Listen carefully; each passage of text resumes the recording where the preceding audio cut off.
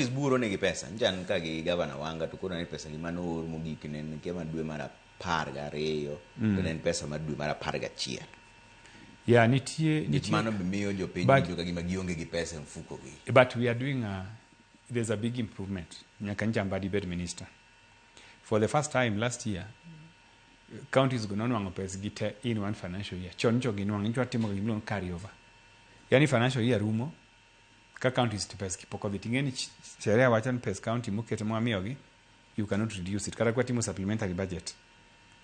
For example, last year a county like Siaya, the budget ne wamiogi 7.3 billion. Chik wachan kawa timo supplementary budget. Mwa fwenyo ni revenue manchwa project no adhi choko ok dhi romo. To kwanyal ngado pes counties. Wanyalo mna ngado pes sirkal mamalo. So you don't need revenue no kubiro maber kaka ni project but nyaka wa orni ki pesgi. So last year Mbadi no oro pes gite by the time and close financial year. It was a big improvement. Sa nika nchwa chako normally kwa chako financial year there's always sluggish some slowness in revenue collection.